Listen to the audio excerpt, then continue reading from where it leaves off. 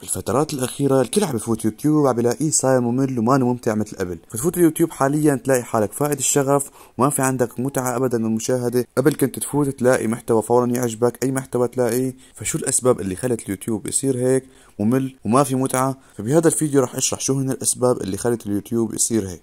المحتوى المكرر، مثل اغلب اليوتيوبر حاليا صايرين عم يقلدوا مستر بيست بالافكار وبالفيديوهات، وحتى الايديت صايرين نفس البعض. تحس المؤثرات والحركات الايديت كلها بتحسها قريبه لبعضها وبتشبه بعضها ونفس الشيء تقريبا. مثلا جربت اغلى وارخص وجربت فكره حلوه هي، بس لانه لما تشوفها متكرره كثير فراح تروح متعتها، ما عاد تصير في إلها متعه. خلص يعني فيديوهين ثلاثه كفي، مو كل العالم تسوي نفس الفكره. فبتمنى انه المحتوى المكرر يلتغى من اليوتيوب ويعملوا كل واحد له طريقة محتوى خاصة، يعمل نفس الفكرة بس يغير فيها، مو مثل الفكرة بالضبط يسويها، يتميز بشي فيها. هذا بيخلي المتعة للفكرة أكتر، بيخلي المتعة للفيديو أكتر لما تشوفه وانه مكرر. فمستر بيست هو أحد الأسباب اللي خلت اليوتيوب يصير ممل. التصنع والمحتوى الطفولي، حرفيا الكثير من اليوتيوبرز حاليا صاروا يتصنعوا. تحس ردود الفعل لليوتيوبرز صارت متصنعة، تحس أغلبية المحتوى صار موجه للأطفال. محتوى يعني باختصار هو صار محتوى طفولي تحسه أكتر من قبل. يعني قبل كنت تلاقي ما في تصنع، تلاقيهم يتصرفوا بعفوية، اما حاليا اغلب اليوتيوبرز تحسهم متصنعين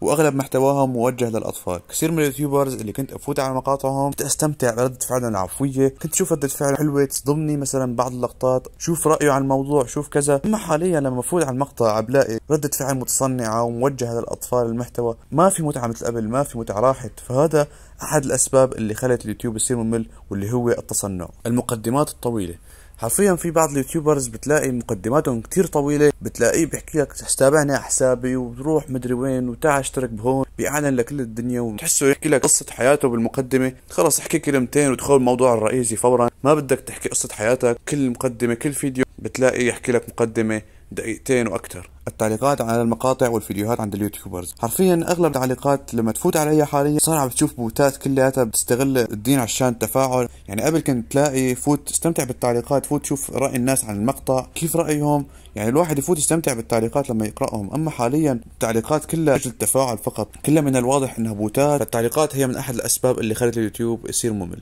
الفيديوهات القصيرة، حرفيا اليوتيوب رايح يتحول لتيك توك يا جماعة. حرفيا كل المشاهدات عم بتروح للفيديوهات القصيرة، لأنه اليوتيوب شاف التيك توك تفوق عليه بالمشاهدات فصار يقلده يا جماعة. فهذا راح يأثر سلبا على اليوتيوب. خلاص يا أخي أنت محتواك كل تطبيق بيتميز بشيء، مثلا اليوتيوب هو خاصة الفيديوهات الطويلة والتيك توك هو الفيديوهات القصيرة. فهلا أغلب العالم صارت تروح للفيديوهات القصيرة، بدها تصير تتعود على الفيديوهات القصيرة، فيديوهات ما بين 20 ثانية للدقيقة. هذا الشيء بيأثر سلبا على اليوتيوب والفيديوهات الطويلة اللي كنا نستمتع فيه. العالم كلها بتتجه وتهتم أكثر للفيديوهات القصيرة حاليا، فهذا الشيء حرفيا أثر بشكل سلبي كبير جدا على اليوتيوب، إضافة الفيديوهات القصيرة.